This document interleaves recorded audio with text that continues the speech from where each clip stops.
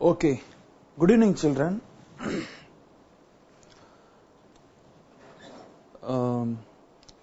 After homophones, okay. Last session we have dealt what is called homophones. Yeah, I told you what is homophones and what is homonyms, and we have seen many examples to enrich our knowledge on homophones. And today's topic of our session is sentence pattern. As you all aware of what is a sentence, sentence has got two major parts, isn't it? சென்டென்ஸ்ல ரெண்டு பொதுவான ஒரு பிரிவுகள் இருப்பது நமக்கு தெரியும். ஒன்னு நம்ம என்ன சொல்லுவோம், சப்ஜெக்ட் அப்படின்னு சொல்லுவோம். இன்னொன்னு என்ன சொல்லுவோம், predicate. இல்லையா? He is a boy.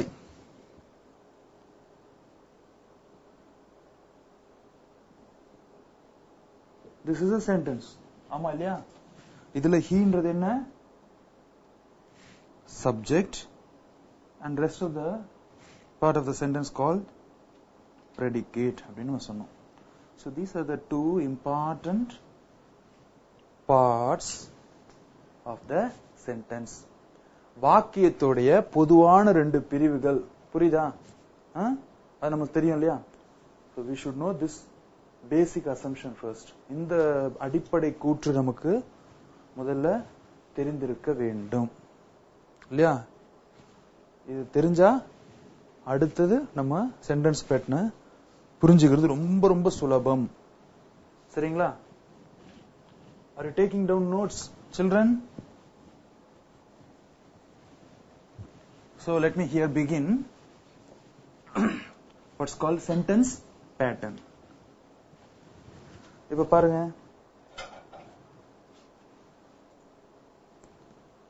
what is a sentence? Here you have a clear cut definition. சரிங்களாமா? What is a sentence? A sentence is a comprised of, see, please look at the red colored words, smaller units. இது எல்லாமே ஒரு unit இல்லையா? வார்த்தைகள் எல்லாமே ஒரு யூனிட்டா நம்ம பிரிப்போம் இல்லையா? ஸ்மாலஸ்ட் யூனிட் பாருங்க, ஸ்மாலர் யூனிட் அப்படின்னு என்ன அர்த்தம்? கம்பேரிட்டிவ் டிகிரியில நம்ம பேசுறோம். Small, smaller, smallest. ஆமாவா? சோ இது என்னது? ஸ்மாலர். ஸ்மால்னா என்னது? It can be a phrase. சொற்றொடர்னு சொல்றோம் இல்லையா? சொற்கள் சேர்ந்து தொடராக அமைக்கிறது தான் சொற்றொடர்னு சொல்றோம். phrase, clause அப்படின்னு சொல்லுவோம். For example, alphabets A B C அப்படின்றதெல்லாம் சேர்ந்துதான் என்ன உருவாகுது?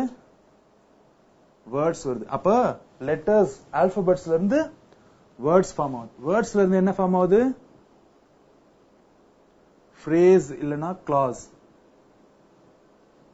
கிளாஸ் ஃபார்ம் ஆகும். அது எல்லாம் சேர்ந்து என்ன ஆகுது? சென்டென்ஸ் அப்படின்றது ஃபார்ம் ஆகுது. Isn't it? புரியுதுங்களா? இப்போ small, smaller and smallest. I told you already what is small அப்படின்றது phrase, clause அப்படின்றது தான் சென்டென்ஸ் உடைய ஸ்மால் யூனிட். இப்போ it is given here smaller unit அப்படின்னு சொல்றாங்கன்னு சொன்னா words இல்லையா, is comprised of smaller units அப்படின்றதெல்லாம் smaller அப்படின்னு நம்ம சொல்லலாம். இன்னும் smallest அப்படின்னு சூப்பர்லேட்டிவ் டிகிரில சொன்னா அது என்னதா இருக்கும்? அதுதான் நம்ம 10th ஸ்டாண்டர்ட் ஃபர்ஸ்ட் நம்ம கிராமர்ல பார்த்த அந்த முத பாடம் நம்ம செஷன் ஃபர்ஸ்ட் செஷன் புரியுதுங்களா? எது நம்ம ஃபர்ஸ்ட் பார்த்த session?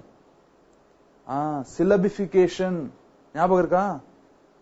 Syllabification.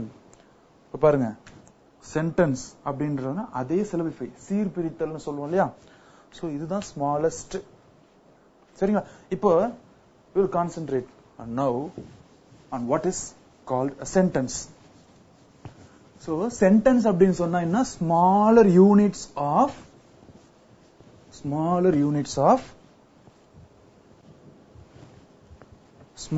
units which are called elements of a sentence structure. நீங்க கூட சயின்ஸ்ல பாப்பீங்க இல்லையா? ஆட்டம் இருக்குது, புரோட்டான் நியூட்ரான் இருக்குது, சுத்தி என்ன இருக்கு ஆர்பிட்டர்ல? எலக்ட்ரான்ஸ் என்ன ஆயிட்டு இருக்கு? ரிவால்வ்ஸ் அரவுண்ட் தி நியூக்ளியஸ் அப்படின்னு சொல்றோம் இல்லையா? எலிமெண்ட்ஸ் சயின்ஸ்ல பாக்குறீங்களா? எலிமெண்ட்ஸ் அதான். ஓகேங்களா? பார்ட்ஸ் எலிமெண்ட்ஸ் அப்படின்னு சொல்லும்போது இங்கிலீஷ் சொல்லி தர பாத்தீங்களா? சயின்ஸ் என்னென்னலாம் எக்ஸாம்பிள் தர வேண்டியதா இருக்கு. Okay. So elements of the sentence structure. அதாவது எந்த வார்த்தையை எப்படி போட்டாலும் அது சென்டென்ஸ் ஆயிடுமான்னு சொன்னா ஆகாது. அதுக்குன்னு ஒரு சீக்வன்சிங் இருக்கு. அந்த சீக்வன்ஸ்ல கிராமட்டிக்கலி நம்ம பண்ணாதான், அமைக்கும் பொழுதுதான் அது வந்து நான் எரோனியஸ் சென்டென்ஸா, தவறில்லாத ஒரு பிழையற்ற ஒரு வாக்கியமாக அது வருகிறது. இப்போ சொன்னேன், he is a boy, boy is a he அப்படி சொல்லலாமா? he is a boy அப்படின்னு கரெக்டான ஒரு ஸ்ட்ரக்சரைஸ் பண்ணும் பொழுது மட்டும்தான், ஒரு சீரமைப்பான ஒரு அமைப்பை நான் ஏற்படுத்தும் பொழுதுதான் அது ஒரு வாக்கியமாக வருகிறது, அதிலும் பிழையற்ற வாக்கியமாக வருகிறது. புரியுதுங்களா? So this is the definition of a sentence that I have highlighted in this slide especially. Okay? Is it fine? Now let's look at the structural parts. As I told you, sentence has a structure. That structure has a smaller units, elements. These are 5. Subject அப்படின்னு சொல்றது உங்களுக்கு எல்லாருக்கும் தெரியும். doer அப்படின்னு நம்ம சொல்லுவோம். செய்பவர். He posted a letter. Who posted a letter? அந்த செயலை செய்தவர் யார்? he, அவன். அவன் தான் கடிதத்தை எடுத்துட்டு போயிட்டு கொடுத்துட்டு வந்தான். அப்ப அந்த அவன் என்று சொல்வதுதான் யாரு? செய்பவர். ஒரு செயலை செய்பவர் தான் சப்ஜெக்ட் இல்லையா? Next verb. அந்த செய்தவர் என்ன செயலை செய்தார்? அந்த நபர் இருக்கார் இல்லையா? ஹீயோ ஷீயோ இல்ல ராமுவோ சோமுவோ யாரோ, அவர் எந்த ஒரு செயலை செய்தார், அதான் நம்ம கர்மான்னு சொல்றோம் இல்லையா? சான்ஸ்கிரிட்ல கர்மானா என்ன? வினை. வினைனா என்ன? செயல், ஆக்ஷன். verb. இந்த verb அப்படின்ற வேர்ட் எதுல இருந்து வந்து தெரியுமா? verbum. verbum. verbum அப்படின்னு சொன்னா லாட்டின்ல verb அப்படின்னு அர்த்தம், action. So from this word, our English word verb originated. So it has a root in Latin word. Okay? அப்படிதான் நம்முடைய லத்தீன், கிரேக்கம், ஸ்பானியன், பிரெஞ்சு, ஜெர்மன் இந்த மாதிரி அனைத்து மொழிகளும் இருந்து வேர் சொற்கள் வந்துதான் ஆங்கிலமே உருவானது. அந்த வரலாற்று பின்னணியும் நமக்கு தெரிஞ்சிருக்கும். சரியா? சோ இப்போ verb அப்படின்ற ரெண்டாவது பார்ட் நம்ம பார்த்தோம். இதை இண்டிகேட் பண்றதா நான் இங்க கொடுத்திருக்கேன் இல்லையா? Short hand versions. For example, subject நம்ம எப்படி குறிப்பிடலாம் அப்படின்னு சொன்னா எஸ் அப்படின்ற அந்த எழுத்தை வைத்து நம்ம குறிப்பிடலாம். சரிங்களா? verb அப்படின்னு சொல்றத வினைச்சொல் இல்லையா? verb. அத வி என்ற அந்த அடைப்புக்குள் நம்ம பயன்படுத்துகிற பொழுது அது அதற்குரிய ஒரு சின்னமாக மாறுகிறது, சிம்பிளாக மாறுது.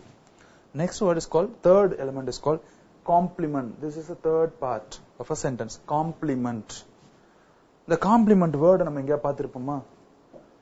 கல்யாண பத்திரிக்கை பார்த்திருக்கீங்களா? அதுல with best compliment அப்படின்னு போடுவாங்க, பார்த்திருக்கீங்களா? ஓகே, சோ அதுதான் காம்ப்ளிமெண்ட் அப்படின்றது. அந்த காம்ப்ளிமெண்ட் இந்த காம்ப்ளிமெண்ட் என்ன வித்தியாசம் அதை நான் எக்ஸ்பிளைன் பண்ணும்போது பார்ப்போம். சரியா? So the third part is called complement.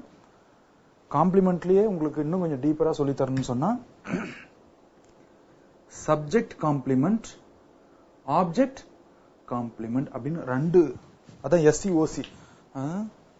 நான் ஏதோ காஸ்ட் கோட்டா படி நான் எழுதி போட்டிருக்கிறேன்னு நினைச்சு கூடாது. எஸ்சினா என்ன? Subject complement. சரிங்களா? Object complement. ஓசினா என்ன? ஆப்ஜெக்ட் காம்ப்ளிமெண்ட் அப்படின்னு ரெண்டு பிரிவுகள் இருக்கிறது. சரிங்களா? இதுக்கு உதாரணம் சொல்லட்டுமா இப்பவே? He is a doctor.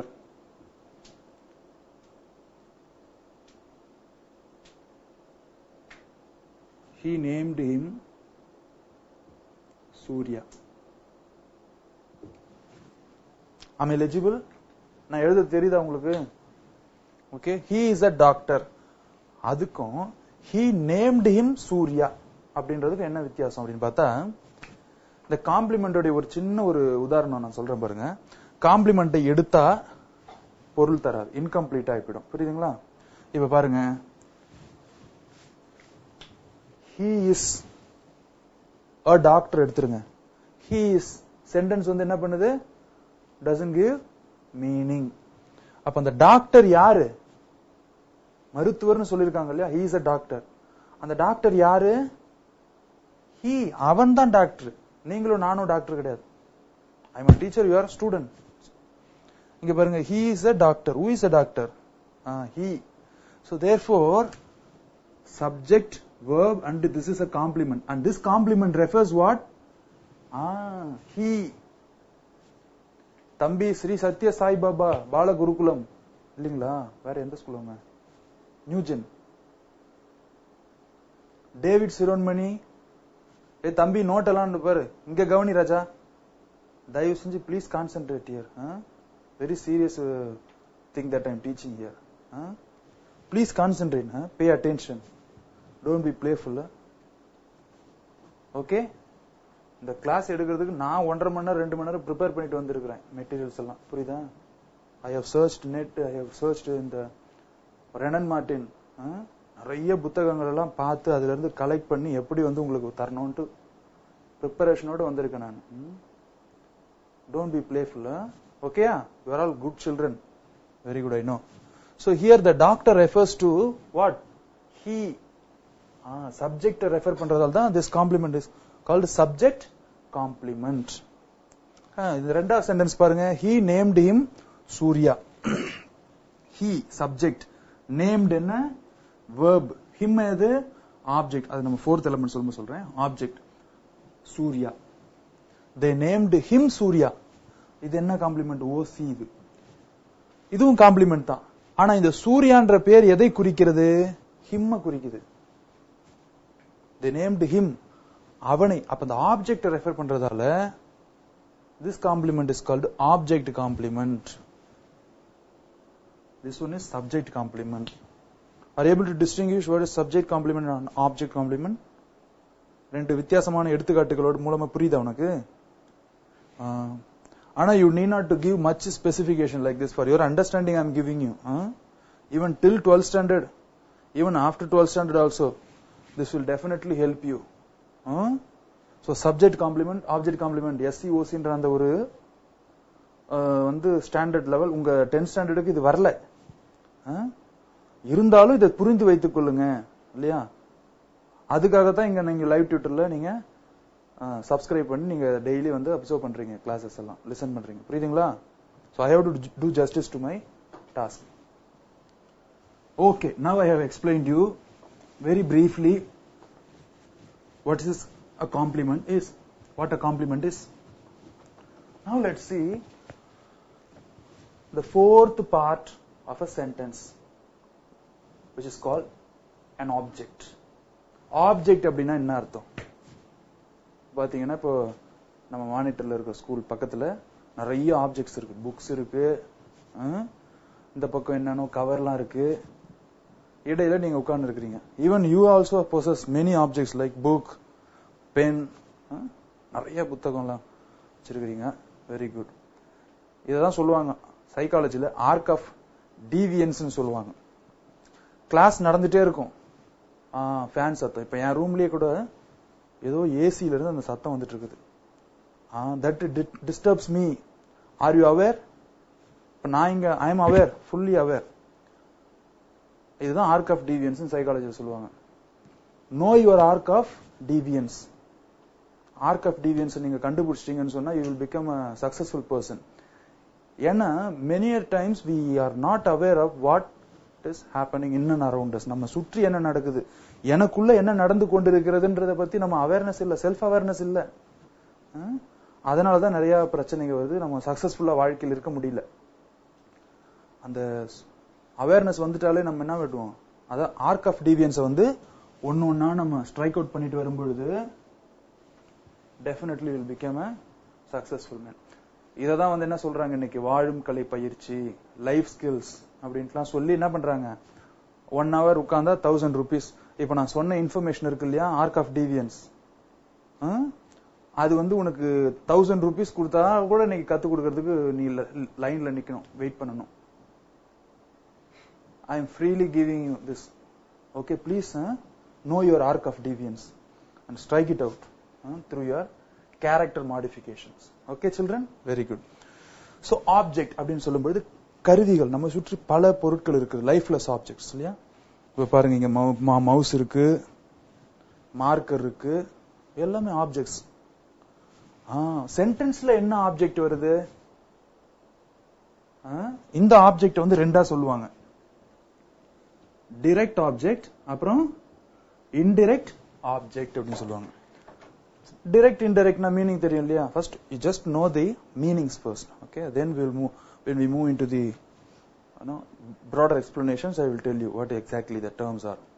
direct indirect na enna, now I am meeting you through an indirect mode. ஆமாவா இல்லையா? இப்போ நான் நினைச்சா உங்களை கில்ல முடியுமா, உங்களை அடிக்க முடியுமா? நான் அடிக்க மாட்டேன் சில்ட்ரன், எப்போ என் ஸ்டூடெண்ட்ஸ் ஐ நெவர் பீட். ஆமாவா இல்லையா? இது மேனுவல், டைரக்டா இல்ல. ஆனாலும் நான் I am seeing you all, what are you all doing like that. Okay, but aware what is direct and indirect. நேரடியாக, இன்டைரக்ட் அப்படின்னு சொல்லும் பொழுது நேரடியாக இல்ல. Okay, indirectly. சோ அப்படி ரெண்டு விதமான ஆப்ஜெக்ட்ஸ் வந்து சென்டென்ஸ்ல இருக்கு. ஓகே, நெக்ஸ்ட் பாருங்க, அட்ஜங்க்ட் அப்படின்னு ஒண்ணு இருக்கு. இதுதான் லாஸ்ட் பார்ட், அட்ஜங்க்ட். இந்த ரேஷனாலிட்டி ஏற்கனவே சொல்லிருப்பேன் நினைக்கிறேன் உங்களுக்கு. Human beings has how many senses show through science? Is it 5 or 6 or 7? How many senses do we have? சொல்லுங்க. Action, show the action.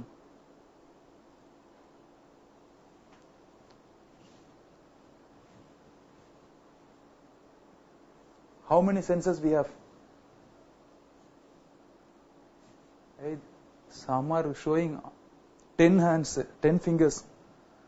How many? Yes, 6, right? Okay. 5 senses we have. First, sense, seeing, இல்லையா? Okay. Seeing, smelling, tasting, hearing, touching. These are the 5 senses. அப்புறம் 6th sense ஒன்னு இருக்கு, 7th sense ஒன்னு இருக்குது. 7th senseனா ஏழாம் அறிவு. அதான் என்ன சொல்றோம், extra sensory perception. 6th sense is called rationality. Okay. Rationality. N student கிட்ட அப்படிதான் கேட்டேன், என்னடா ரேஷனாலிட்டி, நான் என்னடா அப்படின்னு கேட்டேன்.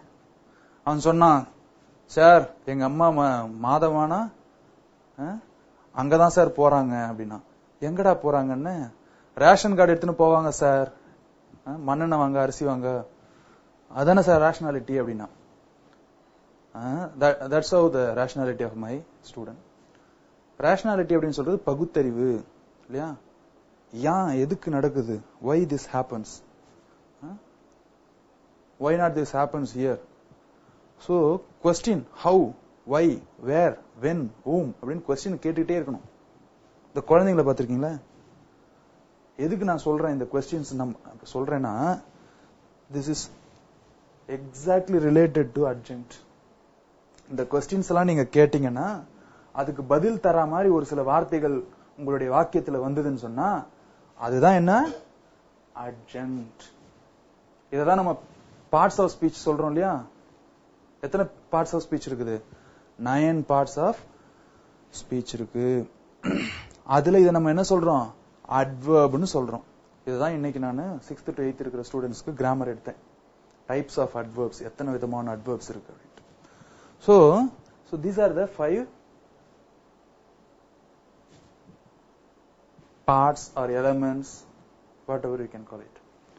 Okay, these are the smaller units of a sentence. ஒரு வாக்கியத்தினுடைய மிகச்சிறிய பிரிவுகள் இந்த பிரிவுகள். ஓகேங்களா? நெக்ஸ்ட் ஸ்லைட் போவோமா? நம்ம பாப்போமா?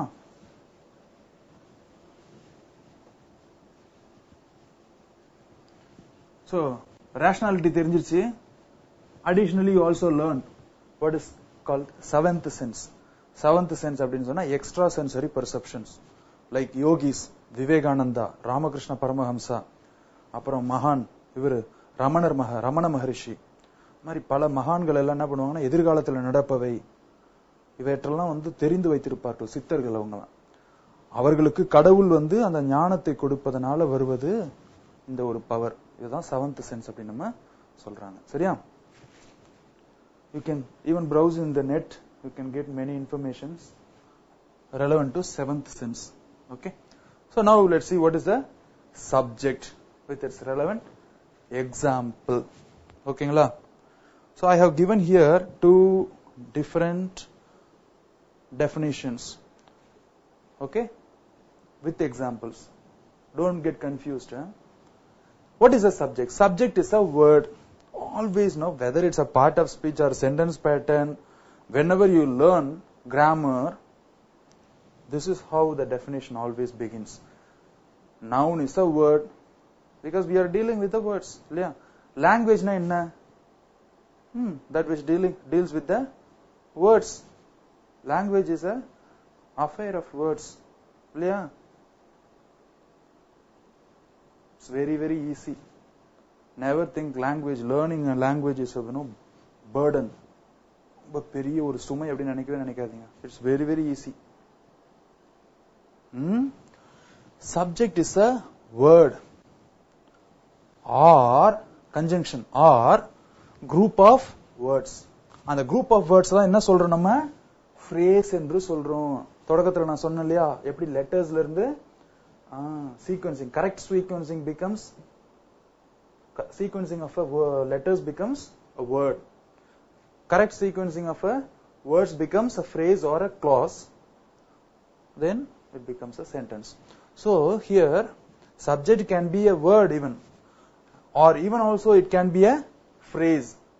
Phrase which means group of words in a sentence. ஒரு வாக்கியத்தில் இருக்கின்ற ஒரு பகுதி இது. இப்ப சொல்ல போறது ரொம்ப ரொம்ப ரொம்ப முக்கியம்.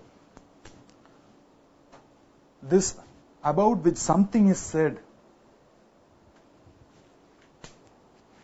About which something is said.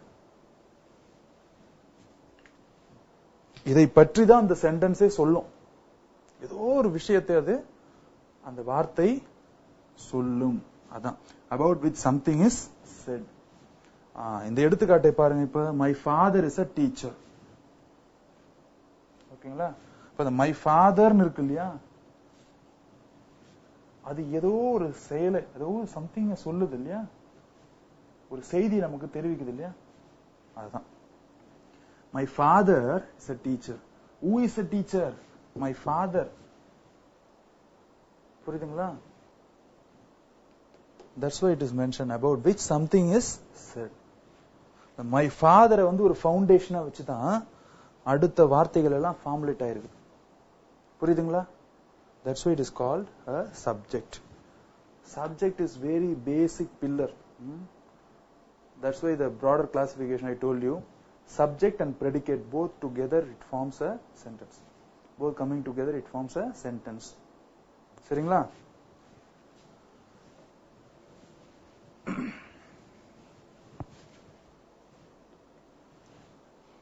Next definition you see, subject is a word or phrase which is responsible for the action taking place in a sentence. It is a responsible element. Subject is a word or a phrase which is responsible for the action. ஒரு செயலை செய்வதற்கு செய்தவர் யார்? Who is responsible of this action which is done? That is a subject. Action taking place in a sentence. ஒரு வாக்கியத்திலே ஒரு செயலானது நடைபெறுகிறது என்று சொன்னால் அந்த செயல் நடைபெறுவதற்கு காரணமாக இருந்தவர் யார்? Who is responsible for this action in the sentence? அவர்தான் சப்ஜெக்ட். புரியுதுங்களா? நீங்க பாருங்க சப்ஜெக்ட்ன உடனே Tamil, English, maths, science, social science. No, never come to that conclusion. You see the example sentence which is given here. Ramu, it's okay, Raja posted a letter. Okay? What action is done in this sentence? என்ன action நடந்திருக்குது இங்க? Posted. Post பண்ணிருக்காங்க. இந்த செயலுக்கு responsible யாரு? ராஜா. ஆமாவா இல்லையா? கரெக்டா? Who posted the letter? Raja posted the letter. He is responsible for the action that has been taken place in a sentence. புரியுதுங்களா? That's what we call it as a sentence. Okay?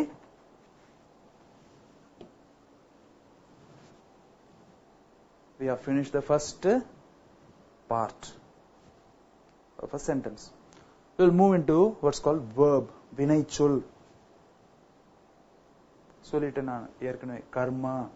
இது வேர்ப்ன்றது verbum அப்படின்ற அந்த ஒரு Latin மொழியிலிருந்து வேர்ச்சொல் கொண்ட ஒரு ஆங்கில வார்த்தை தான் verb அப்படின்னு நம்ம சொல்றோம். You know what is a verb? The definition clearly says that the verb is a word or phrase. This is similar. The first introductory things are as similar as in every grammar definitions. Like verb is a word or phrase. You know what is a phrase? Phrase is a group of words. It's not just a group of words, whereas it's a logically sequenced words. Logically sequenced group of words are called phrase. Okay? So phrase, what it does? That's very, very important. Expressing existence. Existence na enna? Do I exist? Existence na enna? இருத்தல். நான் இருக்கனா இல்லையா? I am pinching myself. Yes. Bodily present, இல்லையா? உடல் அளவில் நான் இருக்கிறேன். ஆனா மனதளவில் நீங்க இருக்கிறீங்களா? கவனிச்சுன்னு இருக்கிறீங்களா இங்க? அதான் ஒரு கவிஞன் கூட சொன்னா, மனம் ஒரு குரங்கு, jumps like a monkey. No, the mind jumps like a monkey. So that's called existence. Even many existentialists, thinkers, they have shared. Like one person said, cogito ergo sum. I think, therefore I exist. No, as I told you, as I pinch my body, I feel that I exist in this world. Because my existence is basically on my physical existence. என்னுடைய உடல் நான் இங்க இருக்கிறேன் அப்படின்றதால I exist. You also pinch yourself and say yeah, that you exist. Whereas the person who said cogito ergo sum, Rene Descartes, okay, he says, I think, therefore I exist. Because of my rationality, I exist. I think, நான் சிந்திக்கின்றேன். அதனால்தான் man is a rational animal. சரிங்களா? Aristotle தான் சொல்றாரு, man is a rational animal. Okay. So that's what the existence. So it's a phrase that expressing the existence. புரியுதுங்களா? சப்ஜெக்ட்ல நம்ம பார்த்தோமே ஒரு sentence. my father is a doctor அப்படின்னு சொல்றோம்.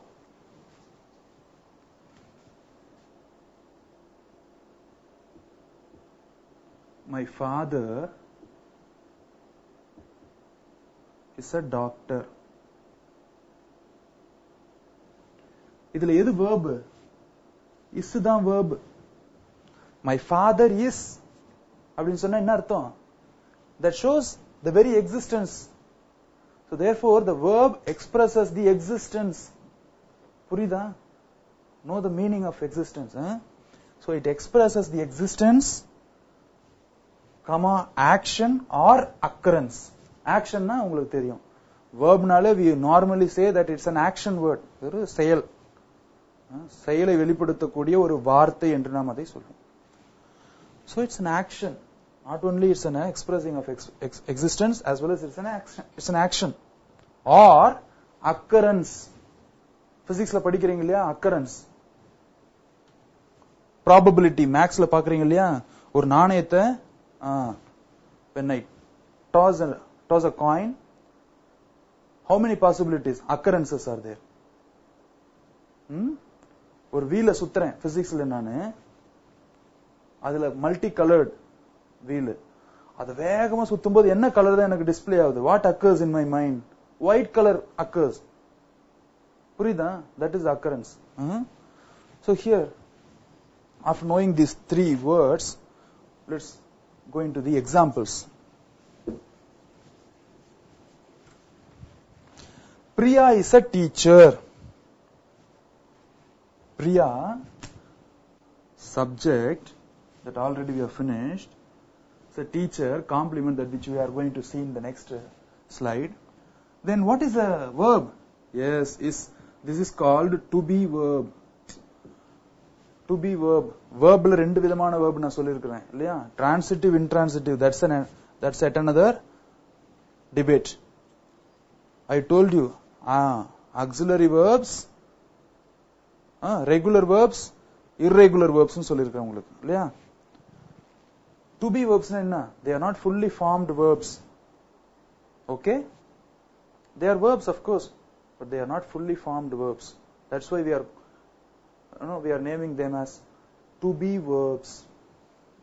Okay? இந்த கல்யாணம் ஆவறதுக்கு முன்னாடி கூட சொல்றாங்க இல்லையா? would be, she is my would be, he is my would be அப்படினு சொல்லிக்கறாங்க இல்லையா? அதான் would be. You connect both the things together. It's a teacher.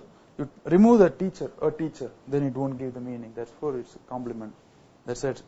Yet another affair that we will see it in the next slide. So Priya is. So the very word is denotes and expresses the existence. Isn't it? That's why it is a verb. Next, Arjun dances well. So see here, the word dances shows the action. Arjun என்ன செய்யறாம்மா? அங்க பார், மாணவர்கள் அருமையா பேசின இருக்காங்க, white and white dress போட்டுட்டு.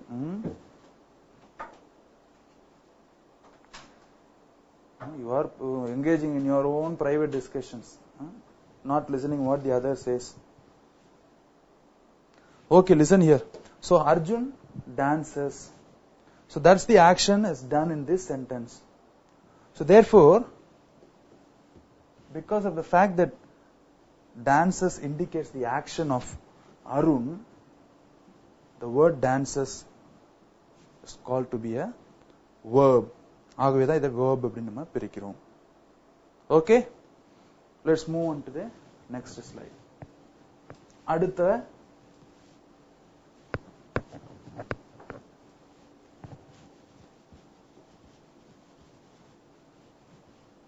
Slide நம்ம பார்ப்போம். Complement. Complement is a word or phrase that usually come after the be verb. In the previous slide I told you what is a be verb.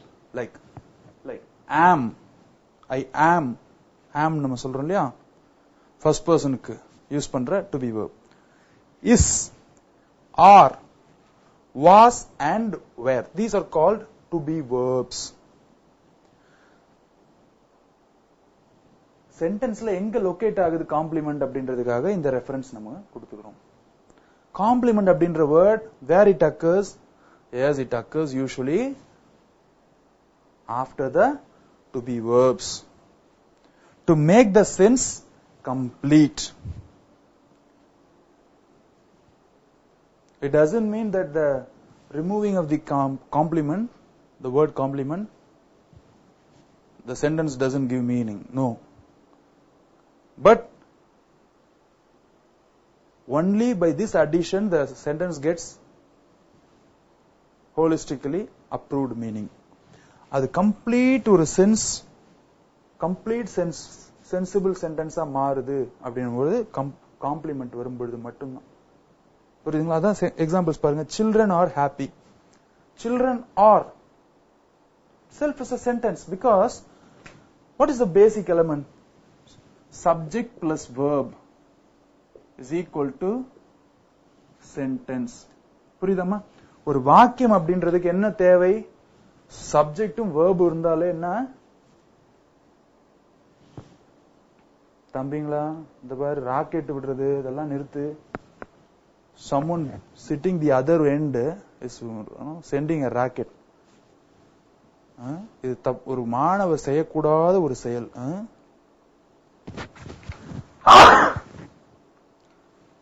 வாழ்க்கையில இதை ஒண்ணு கத்துக்கங்க. உலகத்திலேயே 2 தான் புனிதமான இடம். ஒன்று தாயின் கருவறை, இரண்டாவது பள்ளியின் வகுப்பறை. ஓகேயா? Please respect the place. கலைமகளுக்கு உலகத்துல எங்கேயும் கோயில் கிடையாது. தெரியுமா? அது பிரம்மனுக்கும் கலைமகளுக்கும் கோவிலே கிடையாது, எங்கேயும் கண்டுபிடிக்க முடியாது. ஆனா நான் சொல்லுவேன், though I am a Christian, I would say each school or temple of goddess Saraswati. ரொம்ப ரொம்ப நாட்டியா இருக்கிறீங்க. I don't want to name your school now. Okay. Kumar is a good boy. Of course you are also a good boy. இந்த இதுல இருந்து கேமரால இருந்து கொஞ்சம் தூரமா போனவங்க தான் இந்த வேலையெல்லாம் செய்யறாங்க. கொஞ்சம் நவுந்துவாங்க, கேமரா முன்னாடி வந்து உட்காருங்க. இந்த ராக்கெட் விட்டுற தம்பி இந்த பக்கம் வந்து உட்கார சொல்லுவாங்க. Okay, Kumar is a good boy. சரிங்களா? குமார் எப்படிப்பட்ட பையன்? Kumar is itself shows the very existence. Children are அப்படின்னு சொல்லும் பொழுதே that shows the existence. Therefore it's a sentence. Of course it's not a full sensible sentence. Kumar is a good boy. But when you say Kumar is a good boy, then the whole sentence the sense becomes complete. Sentence ஒரு முழுமையான, வாக்கியத்திற்கு ஒரு முழுமையான ஒரு பொருள் கிடைக்கிறது. ஆகவே தான் இதை நம்ம காம்ப்ளிமெண்ட் என்று நான் அழைக்கிறோம். சரிங்களாமா?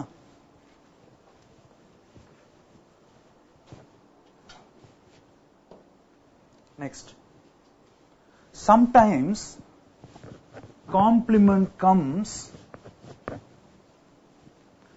after certain verbs such as become, turn, look, appear, feel. Complement நான் to be verbs க்கு முன்னாடி வருதுன்னு சொன்னேன். But sometimes you see, note down these words: become, turn, look, appear, feel. இந்த மாதிரி வார்த்தைகளுக்கு பிறகும் கூட ஒரு சில சமயத்துல காம்ப்ளிமெண்ட்ஸ் வருகிறது. பாருங்க, example, he becomes a doctor. Here he is a doctor இல்ல, he becomes a doctor அப்படின்னு இருக்கு. சரிங்களா? சோ ஆகவே இந்த a doctor, he becomes அப்படின்னு சொன்னாலே it's a sentence, of course. But when it gives a complete meaning, only by adding a doctor, therefore it's a complement. A doctor is a complement. The sky is appears red. வானம் பார்க்க செவ்வானமா இருக்கு அப்படின்னு அர்த்தம். The sky is appears red. இந்த வானத்தை பார்க்க சிவப்பாக இருக்கிறது. The sky appears the sky is, அதுவே sentence தான். Appears red. Yeah. So therefore, to make a whole sense, complete sense, the complement is used. Let's see now what is an ad. Object. Okay? Object na enna? Object is a word or a phrase in a sentence towards which the action of the verbal element is directed. So the keywords here, look at towards which. Word or phrase in a sentence. Towards. எதை நோக்கி? ஒரு நபர் செயலை செய்திருக்கிறார், அவர் subject. அவர் என்ன செயலை செய்தார்? அது verb. எதை நோக்கி அவர் செய்தார்? Okay, towards which the action of the verbal element is directed. எதை நோக்கி ஒரு செயல் செய்யப்பட்டது, அதை தான் நம்ம என்ன சொல்றோம்? ஆப்ஜெக்ட் அப்படின்னு சொல்றோம். So this is the definition which we can able to grasp from this definition on object. இந்த ஆப்ஜெக்ட்ல ரெண்டு கைண்ட் ஆன ஆப்ஜெக்ட்ஸ் இருக்கு. நெக்ஸ்ட் ஸ்லைட்ல பார்ப்போம். டைரக்ட் ஆப்ஜெக்ட் இருக்கு, இன்டைரக்ட் ஆப்ஜெக்ட் இருக்குது. எதுக்கு பின்னாடி எது வரும் அதெல்லாம் நம்ம தெரிஞ்சுக்கணும். சரிங்களா? Sehwag scored a triple century. Okay? So Sehwag இருக்கார் இல்லையா? Batsman, Indian batsman he was. Sehwag scored. So doer. Who is the doer here? Sehwag. So what action he has done? Scored. Bat பண்ணி பேட்டிங்ல run ரேட்டை அதிக increase பண்ணாரு. Scored. என்ன பண்ணாரு? A triple century. So here you see towards which the action of the verbal element is directed. So he is a doer. He does a verb which is directed to a verbal element. That's a triple century. Therefore, a triple century is an object. Okay?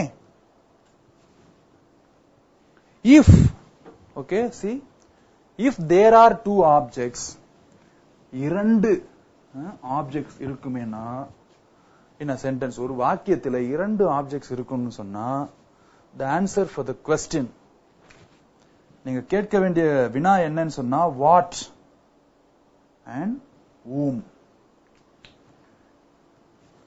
What அப்படின்னா என்ன? என்ன அப்படின்னு அர்த்தம்.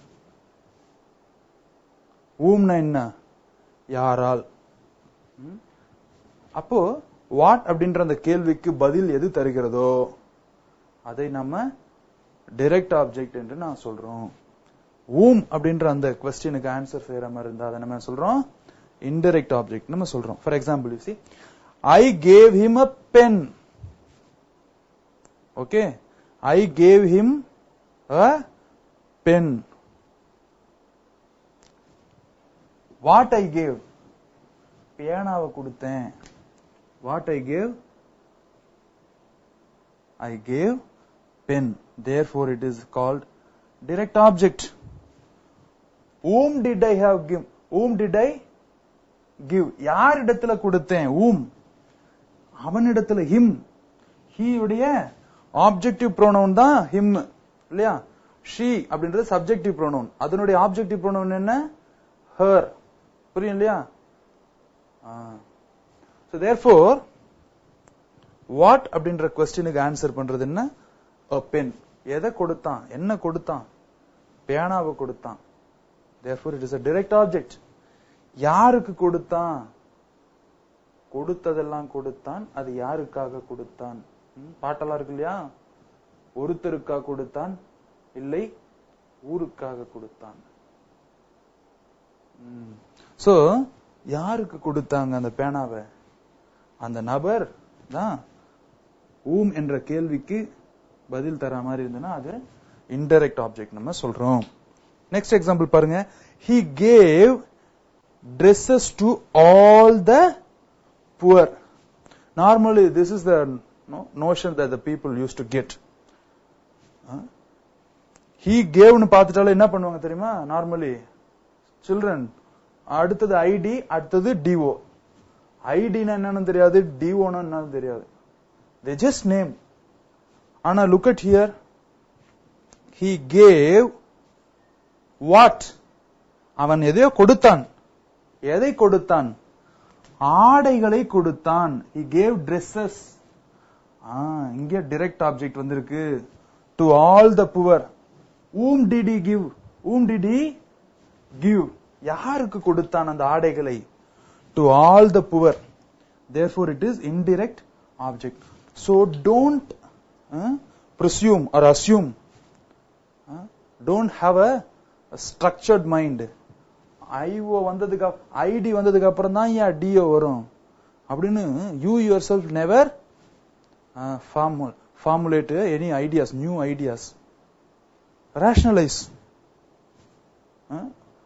Just to remember these two words is not a big deal. ரொம்ப பெரிய கஷ்டமானது ஒண்ணும் இல்ல. Direct ஆப்ஜெக்ட்னா என்ன, வாட் அப்படின்னு கேள்வி கேட்டா தெரிஞ்சிட போகுது அந்த வாக்கியத்தை படிக்கும் பொழுது.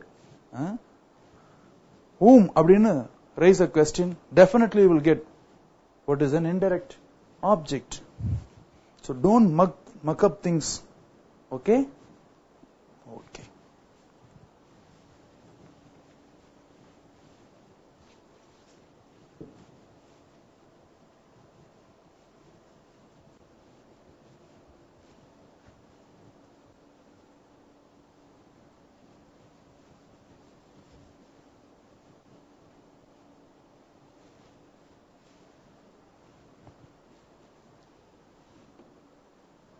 Now, let's see the last part of a sentence. Sentence patternல கடைசி ஐந்தாவது ஒரு வகை adjunct அப்படின்னு சொல்லுவோம். adverbனு நம்ம parts of speechல சொல்லுவோம். ஏற்கனவே உங்களுக்கு நான் சொன்னேன். So adjunct அப்படின்றது என்ன? Is also is the optional element. So therefore optional அப்படின்னா என்ன? questions இருக்குல்ல, optional questions. historyல 3 கொஸ்டின் கொடுத்திருப்பாங்க பேராகிராஃப்ல. அதுல இருந்து எத்தனை கொஸ்டின்ஸ் நீங்க எழுதணும்? 2 கொஸ்டின்ஸ் எழுதணும். சிவிக்ஸ்ல 3 கொஸ்டின் கொடுத்து என்ன வேணும்? ஒரு கொஸ்டின். எல்லாத்துலயுமே 3 கொஸ்டின் கொடுத்து ஒரு கொஸ்டின் தான் எழுத சொல்லுவாங்க இல்லையா பேராகிராஃப் சோஷியல் சயின்ஸ்ல. அதுதான் optional.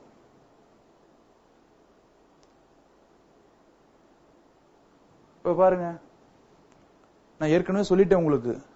which is must? subject and verb is very, very, very important. These are the primary elements. The other things are optional only. Whereas this is very, very optional. Adjunct. ஒரு வாக்கியத்துல adjunct இல்லனாலும் வாக்கியம் தான். ஆமாவா இல்லையா? ஆமா. Sentence, birds fly. பறவைகள் பறக்கின்றன. அப்படி சொன்னனாலே அது வாக்கியம் தான். இதுல சப்ஜெக்ட் பறவைகள், சப்ஜெக்ட் பறக்கின்றன அப்படின்றது என்ன? verb. Subject verb is equal to sentence. வாக்கியம் முடிஞ்சு போச்சு. Therefore adjunct is the optional element in a sentence. ஒரு வாக்கியத்துல இது okay, ஒரு optional. It answers the questions. Okay, இங்க தான் பகுத்தறிவு. how, எப்படி. இந்த வினாக்களுக்கெல்லாம் நீங்க விடையளிச்சீங்கன்னு சொன்னா அந்த வார்த்தைகள் விவரிப்பது, அதைத்தான் நம்ம adjunct என்று நாம் சொல்றோம். how, எப்படி. howன்னு சொன்ன என்ன? எப்படி. why, ஏன். when, எங்கே. when அப்படின்னா என்ன? எங்கே. where, எங்கே. whenனா எப்பொழுது. when அப்படின்னா எப்பொழுது. where அப்படின்னா எந்த இடத்துல, எங்க. place, time, எல்லாமே ரிலேட்டட் இல்லையா? so therefore when these questions gets an answer, it's called an adjunct. Let's see this example. last week we went. subject, நாங்கள் சென்றோம் இல்லையா? subject verb. to Chennai. இப்ப அந்த questions எல்லாம் ரீகால் பண்ணி பாருங்க. when last week, சென்ற வாரம். நாங்கள் சென்றோம். We went. Where? Where? To Chennai. எங்க போனோம்? சென்னைக்கு போனோம். எப்போது போனோம்? Last week. டைம் இது.